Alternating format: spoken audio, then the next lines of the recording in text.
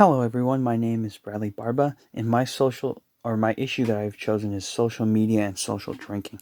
So the issue is that social media is affecting social drinking as both work in tandem. So social drinking is basically group outlets drinking alcohol.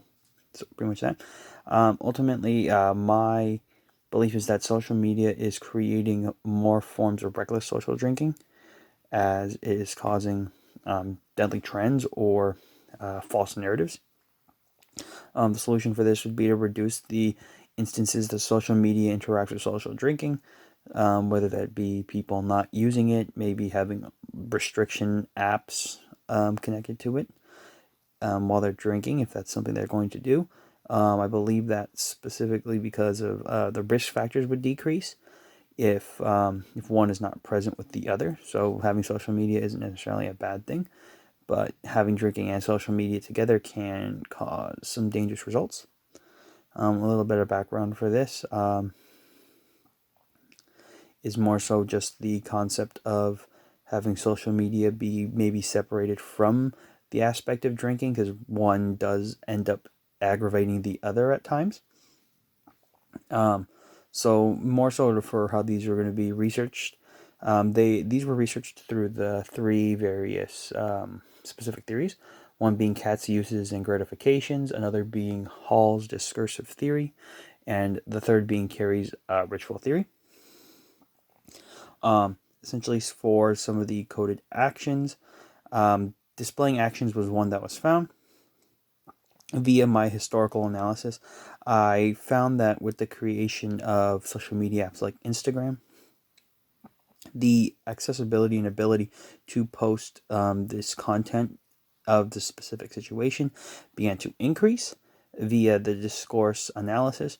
In my discourse analysis, I actually had a story of a person that was referred to as David. David drank more because of his influence through Instagram. As his social media was looming over him, he continued to drink more. Another being into my interview, people pulling out their phones is a normal occurrence that kept on showing up. So that was another thing that fell into it.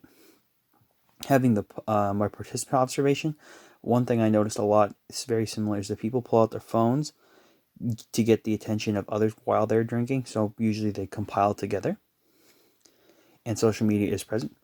For the second code, I see that the rise in drinking has occurred in a societal level. So, for my historical analysis, Americans are drinking overall has increased in 2020, as well as in my discourse analysis. Back again to it, David not being able to hold his own control of alcohol, even though his levels kept increasing via his social media presence, was an alarming statistic to see. In the interview, those that drank more, which was a question or a response I got constantly was, those that drank more will do so, but in return, that usually eggs on people that aren't maybe so good at handling the alcohol to drink more. For my participant observation, an interesting thing that was in the form of games with the rising of drinking, whether it be shots, whether it be here's another shot, that was a situation that was occurring.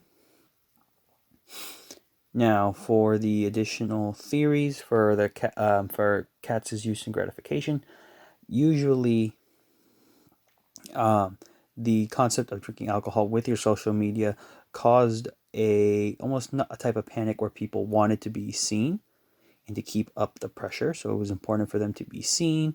They drink, and then they would gain their gratification through people liking their posts or stories or whatever, but does not necessarily reflect the negative reactions after.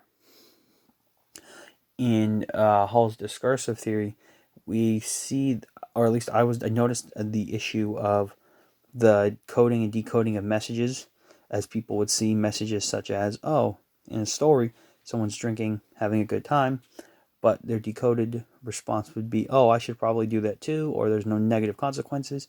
So having no negative consequences that were apparent led to this issue of it being seen without having a negative downside. And in Carey's ritual theory, the most interesting thing is that social drinking itself is almost a type of ritual where people will engage together to have fun. Now, once it's transpired to social media, it almost takes on another level as another ritual where it will add pressure to those that may not necessarily want to have to drink more than necessary, but because it's going to get posted up, many people may feel inclined to do so. Now, for going back to the inclusion, social media and social drinking can be together as long as they are not actively together at the same time.